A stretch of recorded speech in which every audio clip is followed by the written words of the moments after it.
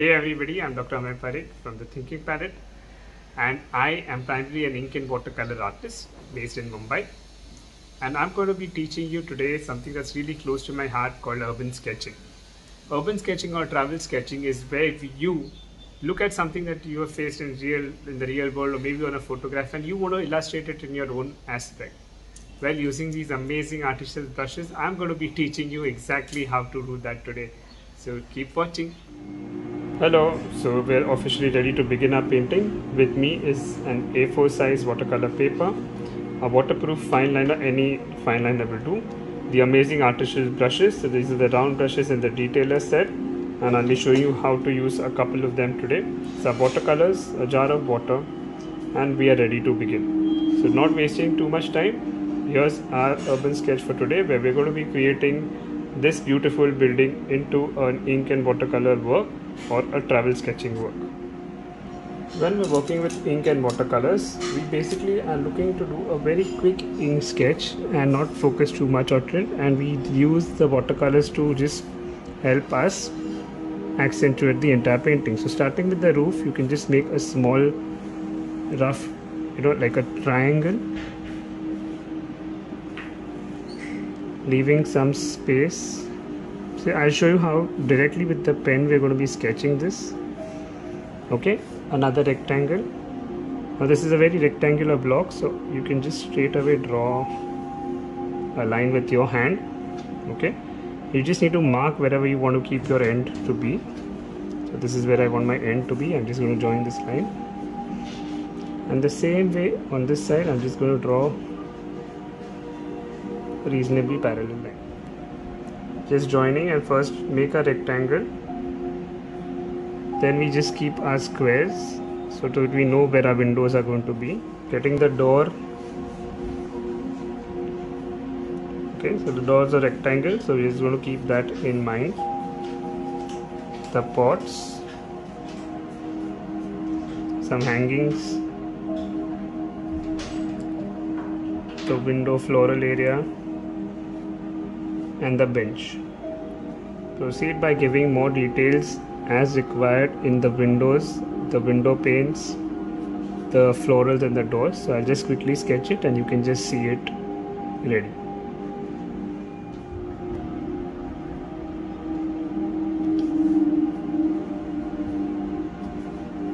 When you're doing sketching, please don't worry about getting too much detail in. It's a very quick sketch that we are trying to incorporate. Just showing you to add some bricks. You can make these kind of semicircles and keep taking them up, and it will give you that effect of the bricks, the tiles, right, in the roof. We've got our roof ready. I'm just completing our windows. And for the door, remember we need to get a curtain, so you can just keep some strokes. You don't need to get any more detail in, and you can create this kind of an effect of a curtain, right? So you can see how easy it is to do this kind of a sketch, and your entire work is almost ready. You can get your plants as just some strokes and keep your illustration as simple and easy as possible. That's how we've completed our entire sketch. So you can clearly see we made the windows, the second window here, and some potted plants, the curtain with some strokes, and a basic illustration created from this urban sketch is ready to begin the watercoloring. So Artificials has a lot of brushes. I have basically the round and the detailer set, and one of my favorite brushes to use is the 6 number Artificials brush. It has a very nice, of course, grip. The bristles hold together for a very long time with a very fine tip. They are able to hold a lot of water as well. I am starting with the watercolor. I'm taking these colors and directly starting with a light shade of a blue. You can use a cobalt blue, an ultramarine blue, a cerulean blue, whatever works.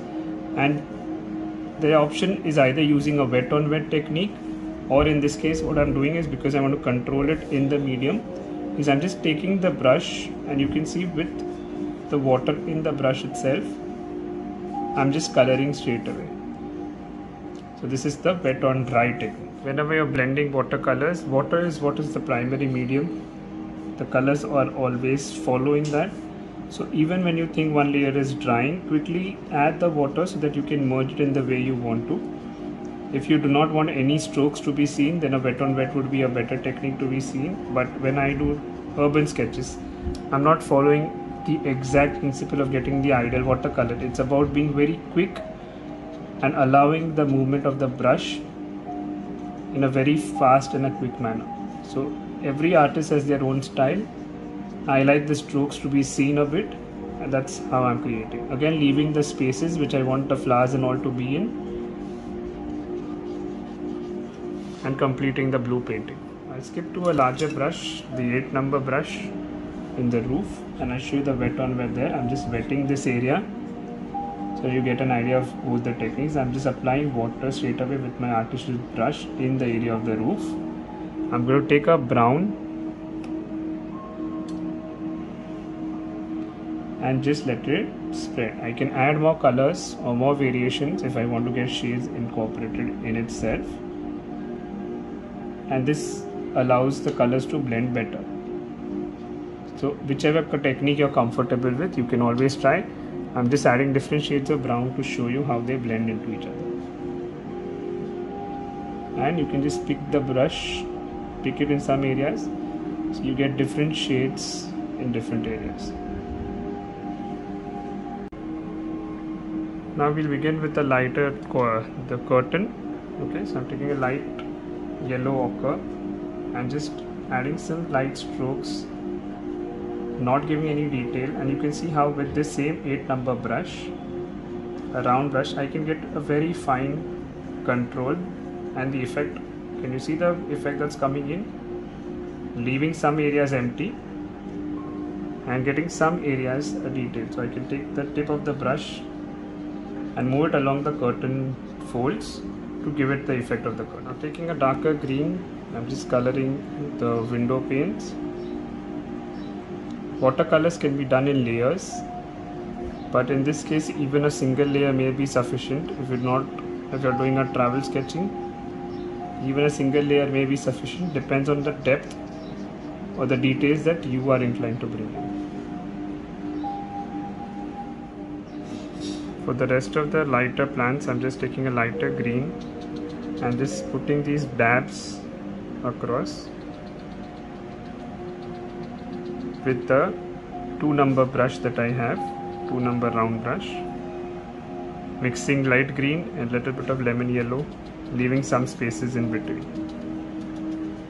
Just coloring the top pipe, leaving just a little space in between. And you can see I'm not going worried about the details, or I'm not worried about the paint going a little bit left and right, a little helter-skelter, because the fun of illustration in urban sketching is you're allowed to do it in your own interpretation. You're adding grey or a light brown to the lower area, adding black to all the window areas which I do not want to be seen, or you can use a very dark blue.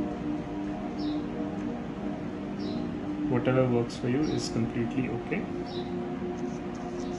For the curtains, you could use an indigo or a purple to just get a little bit of this effect of the curtains as well. Got a little purple, and you see I'm just giving the effect that the curtain is right there with some dry brush strokes. You can color the pots with a brown or a burnt sienna or any color that you wish to.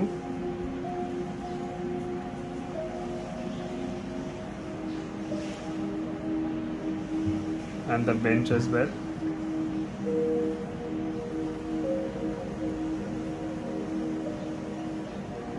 You can take crimson or pink or reds and just dab it to give the effect of flowers. Okay, so we use a combination of colors to give the effect of flowers. Again, only dabbing is required. We don't need to get any details inside.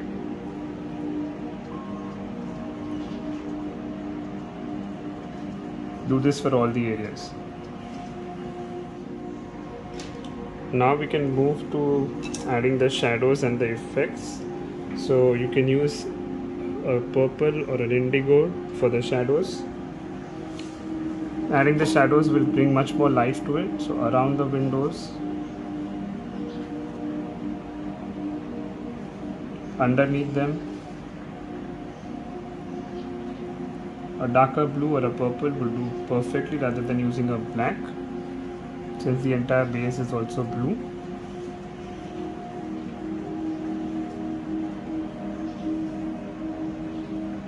Adding the shadows is crucial. I'm using an 8 number Artichokes brush because the shadow doesn't have to be perfect, but it has to give that depth into the artwork.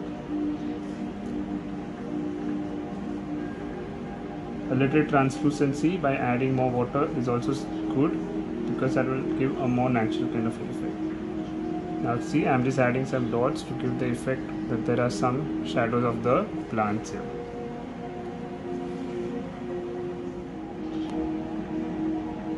You can use it everywhere to just give the effect of a shadow. So you can see how I'm just controlling this, and you can see that increase in the depth. Even the wires that I've drawn, I just quickly make a small line with it, and you can see even with such a thick brush I can get very nice lines. Can you see the difference now? It's coming up.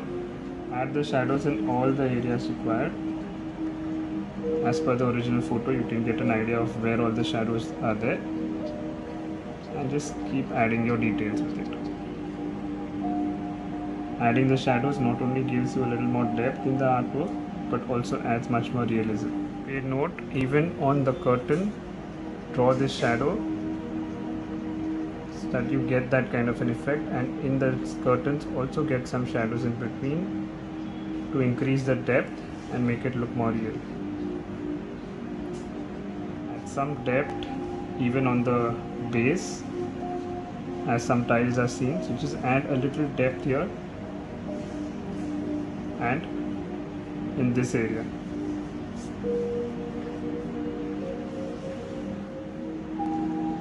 Add your greens as required in the trees and the plants, whichever you feel are remaining. Just some strokes should be enough. You can add some depth even in these plants with a darker green. Lastly, with a larger brush, if you want to add some background to it, just feel free to do so. Just adding a little bit of this yellow and green just in the lower half to break the continuity. Just adding a little shades of colors, of warmer colors, just to break the continuity a little bit more and bring more life to the artwork. And there you have it, guys, the unmasked final version of a sketch created from this particular photograph into our own version. And I will see you. Don't forget to check out my page at The Thinking Parrot on Instagram. I'm Dr. Ameya Parekh signing off. Bye bye. Take care.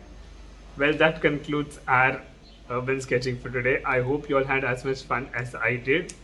Remember, these brushes are really good. They have some amazing features of a very strong ferrule, a beautiful grip.